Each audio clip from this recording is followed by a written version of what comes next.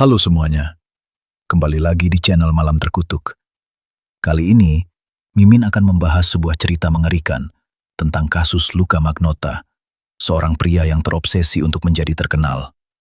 Jadi inilah pembahasannya, Lubang Kelinci Gelap bagian 3, Luka Magnotta. Langsung saja.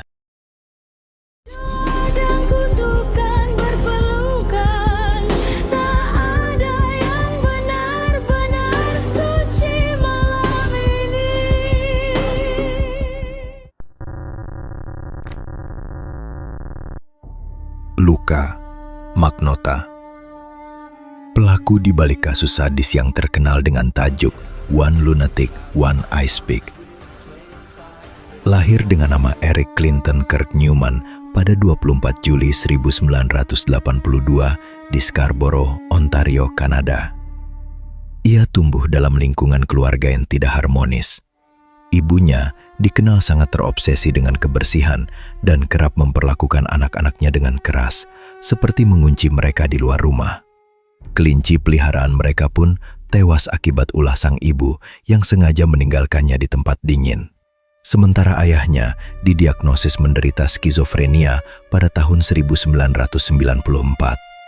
Tak lama setelah itu, kedua orang tuanya bercerai, dan Eric kemudian tinggal bersama neneknya, Phyllis. Eric menempuh pendidikan di I.E. Weldon Secondary School di Lindsay, Ontario.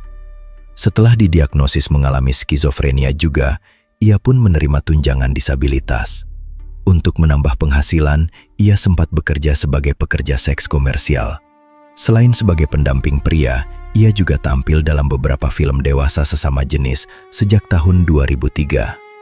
Ia juga pernah muncul sebagai model pin-up di majalah Vape Toronto tahun 2005 dengan nama samaran Jimmy. Meski begitu, klaim bahwa ia adalah bintang porno terkenal tidak sepenuhnya benar. Catatan industri menunjukkan keterlibatannya sangat terbatas dan tidak menonjol. Pada 12 Agustus 2006, ia secara resmi mengganti namanya menjadi Luka Rocco Magnotta. Setahun kemudian, ia mengajukan kebangkrutan dengan total utang sekitar $17.000 Amerika Serikat yang kemudian dibatalkan pada akhir 2007. Pada periode ini, Magnotta juga mencoba masuk ke dunia hiburan arus utama, termasuk mengikuti acara realitas Cover Guy di OutTV dan audisi program Plastic Makes Perfect pada tahun 2008, namun tanpa hasil berarti. Dalam beberapa tahun berikutnya, Magnotta dikenal aktif menciptakan berbagai identitas palsu di internet.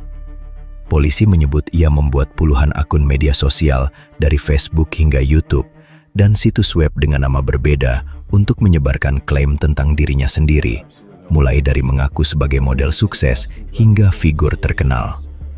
Tindakan ini disebut sebagai upaya untuk menarik perhatian publik. Orang-orang yang pernah dekat dengannya menggambarkan Magnotta sebagai pribadi yang manipulatif, gemar berbohong, dan sangat terobsesi pada ketenaran.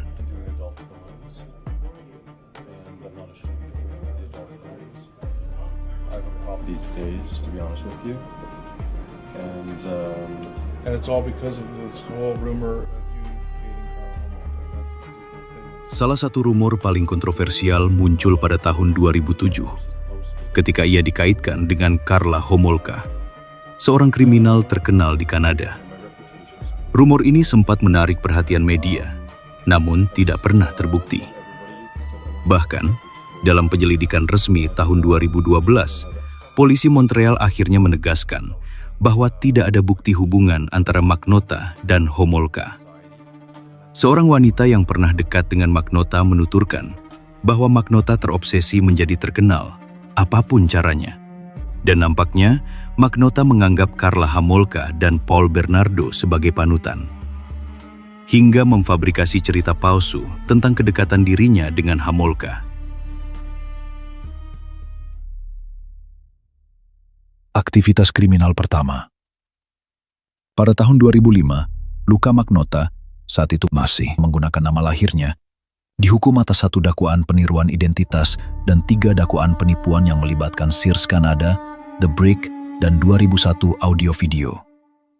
Ia memanfaatkan seorang perempuan dengan disabilitas perkembangan untuk mengajukan kartu kredit, yang kemudian digunakannya membeli barang senilai lebih dari $10.000. Tuduhan tambahan terkait pelecehan seksual sempat diajukan namun dibatalkan. Magnota mengaku bersalah dan dijatuhi hukuman percobaan 9 bulan dengan masa pengawasan 12 bulan. Pengadilan mencatat adanya masalah kejiwaan signifikan serta ketidakpatuhan konsumsi obat. Pada 2010 sampai 2011, Magnota mengunggah beberapa video ke YouTube yang menampilkan kekejaman terhadap hewan, termasuk video berjudul One Boy, Two Kitten. Video-video tersebut memicu kemarahan publik dan investigasi daring.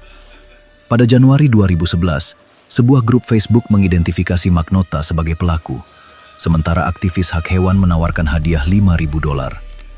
Peringatan kemudian disampaikan kepada pihak berwenang bahwa perilaku tersebut dapat menjadi indikator ancaman terhadap manusia. Pada Februari 2011, polisi Toronto memulai penyelidikan setelah menerima laporan dari Ontario SPCA, OSPCA, yang juga berkoordinasi dengan RSPCA Inggris, FBI Amerika Serikat, dan kepolisian di Montreal karena riwayat perjalanan tersangka. Kasus pembunuhan Jun Lin. Jun Lin terakhir terlihat pada 24 Mei 2012.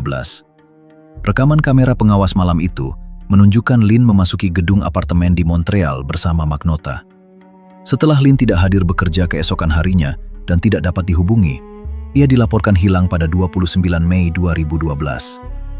Pada 25 Mei 2012, sebuah video berdurasi 11 menit berjudul One Lunatic, One I Speak diunggah ke situs bestgore.com. Video tersebut kemudian dikaitkan dengan kasus ini dan menjadi bagian dari penyelidikan kriminal. Materi promosi video telah beredar sebelum pembunuhan, dan polisi menyatakan video tersebut dikirim oleh Magnota ke situs tersebut. Beberapa jam setelah kejadian, Magnota memesan penerbangan Montreal-Paris menggunakan paspornya sendiri. Antara 26 sampai 29 Mei 2012, pihak berwenang menerima berbagai laporan terkait video dan temuan paket mencurigakan yang dikirim ke alamat-alamat institusi politik di Kanada, termasuk markas Partai Konservatif Kanada dan Partai Liberal, serta temuan lain yang kemudian dikonfirmasi berkaitan dengan korban yang sama. Pada 29 Mei, seorang petugas kebersihan menemukan sebuah koper berisi jasad yang ditinggalkan di tumpukan sampah di gang belakang gedung apartemen kawasan Snowdon, Montreal.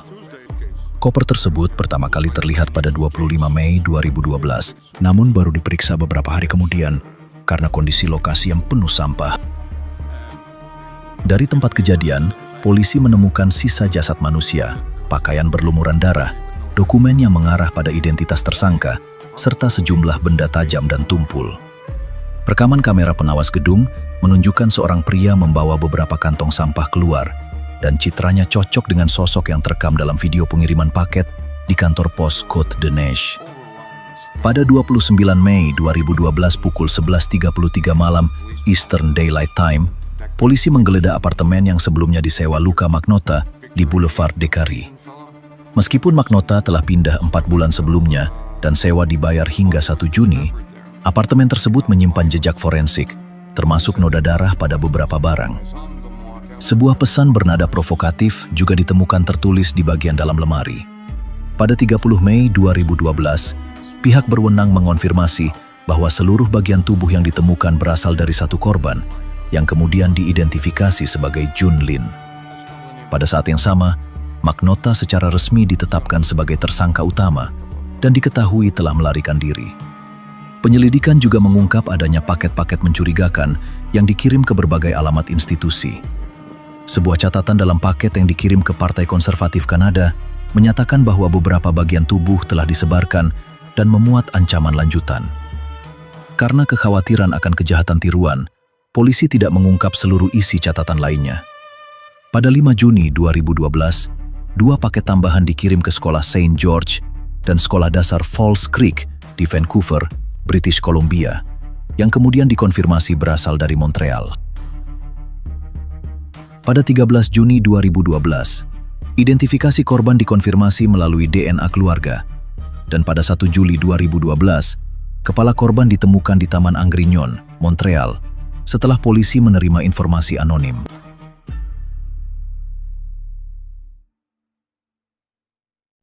Kasus pembunuhan Junlin oleh Luka Magnotta kerap dikaitkan dengan film thriller erotis Basic Instinct 1992 yang dibintangi Michael Douglas sebagai detektif Nick Carran dan Sharon Stone sebagai penulis novel kriminal Catherine Trammell. Dalam film tersebut, Carran terlibat dengan Trammell, seorang penulis yang kisah-kisahnya mencerminkan rangkaian kematian misterius di sekitarnya. Dalam serial dokumenter Don't Fuck with Cats, Ibu Magnotta, Anna Yorkin, mengungkap bahwa putranya sangat menggemari Basic Instinct. Ia bahkan menyimpan gantungan kunci bertema film tersebut sebagai kenang-kenangan. Para penyelidik amatir dalam dokumenter itu meyakini ketertarikan Magnotta terhadap film tersebut melampaui sekedar hiburan dan memengaruhi cara ia membangun citra serta kejahatannya.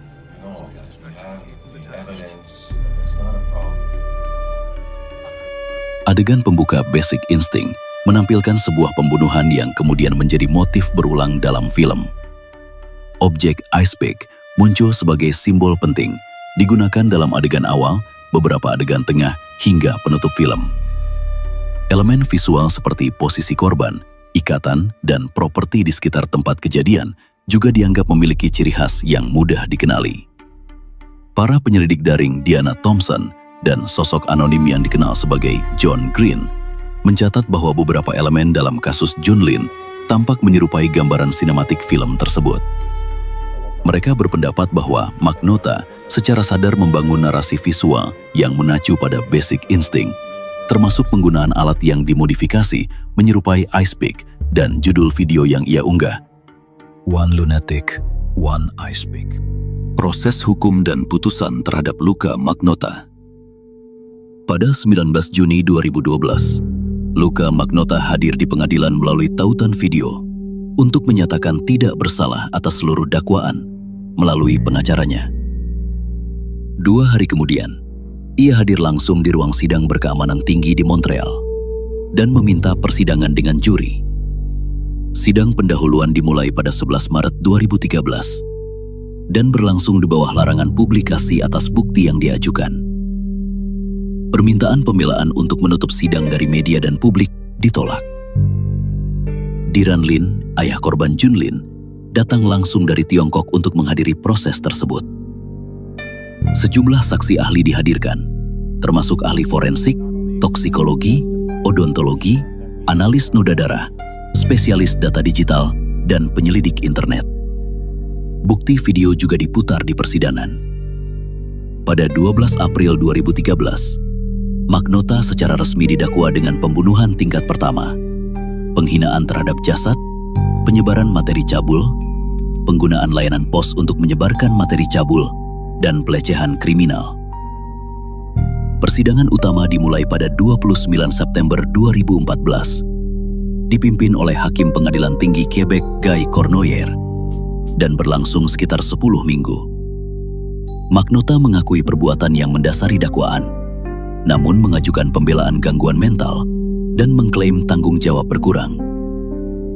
Jaksa penuntut Louis Boutillier menegaskan bahwa kejahatan tersebut terencana dan terorganisir, sementara tim pembela berargumen bahwa Magnotta berada dalam kondisi psikotik saat kejadian.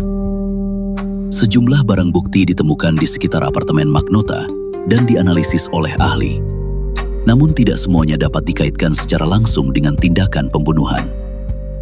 Selama persidangan, Magnotta memilih untuk tidak bersaksi.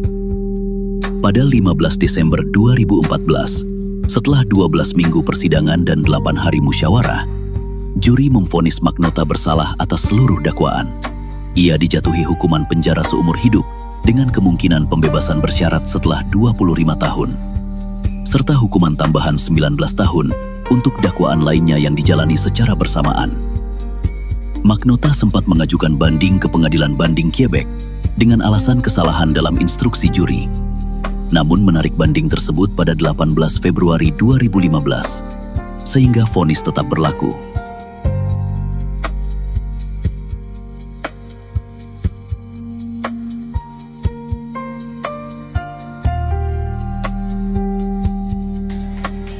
Dan itulah tadi pembahasan Lubang Kelinci Gelap bagian 3 tentang Luka Magnota. Sampai jumpa lagi di pembahasan berikutnya. Dan selamat malam.